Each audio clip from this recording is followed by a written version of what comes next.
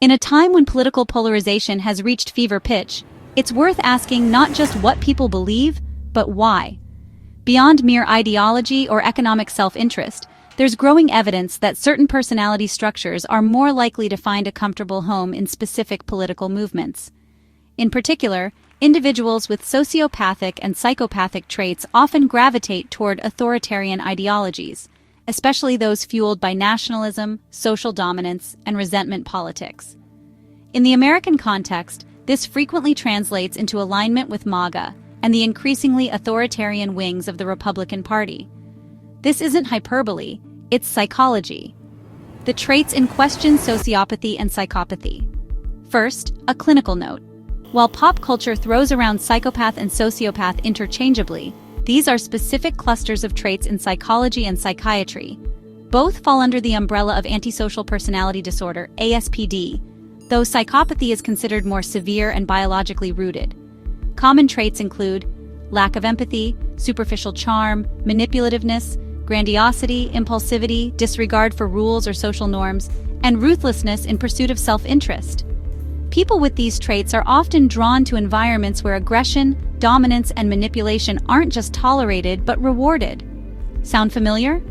Authoritarianism as a magnet. Authoritarian systems reward hierarchy, obedience, and loyalty to power, not moral consistency or democratic ideals. This makes such environments fertile ground for those with antisocial tendencies. MAGA ideology, with its strongman admiration, distrust of nuance, and elevation of force over dialogue, is a prime breeding ground for individuals with sociopathic or psychopathic traits. The performative patriotism and tribalism often function less as genuine belief and more as vehicles for control, domination, and validation of grandiose self-image. Many of these individuals don't care about the Constitution, civil liberties, or national unity. What they crave is power, chaos they can manipulate, and a world where empathy is a weakness, not a virtue. Why the Republican Party? To be clear, not all Republicans exhibit these traits, but the party's current trajectory, fueled by grievance, white Christian nationalism, anti-intellectualism, and reactionary politics, provides the perfect psychological ecosystem for sociopaths and psychopaths. 1. The cult of the individual. Modern conservatism, particularly its libertarian and nationalist variants, emphasizes the supremacy of the individual over collective responsibility. For someone with little empathy and an inflated sense of entitlement, this narrative is music to their ears. It justifies exploitation, greed, cruelty, and apathy toward the suffering of others. 2. Dehumanization of the other. Psychopaths and sociopaths often struggle to view others as fully human.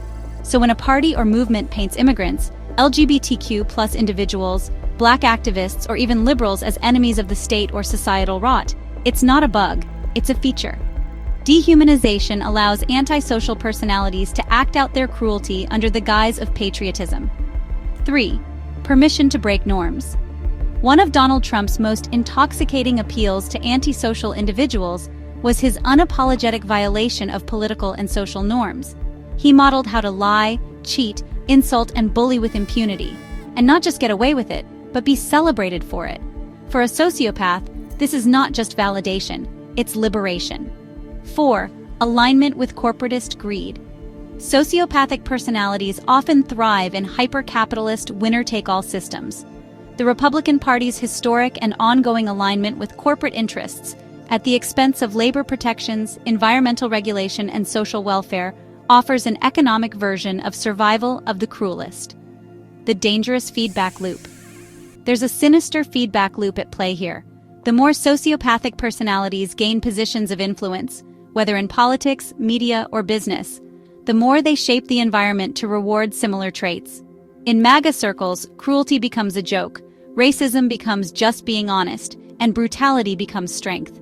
Eventually, authoritarianism becomes self-perpetuating, not just through policy but through psychology. This is how democracies rot from the inside. The need for a moral reckoning. The solution isn't to demonize political opponents across the board, but neither should we pretend that all beliefs are psychologically equal. A society that wants to remain democratic and humane must stop giving equal airtime to ideologies and behaviors rooted in psychological dysfunction. We must ask ourselves, what kinds of traits are we elevating? What kinds of minds are we empowering? Empathy, cooperation, humility, and truth-telling may not make for viral tweets, but they're essential for the survival of a just society. If we don't want to live in a nation shaped by sociopaths and psychopaths, we have to stop building systems that cater to them.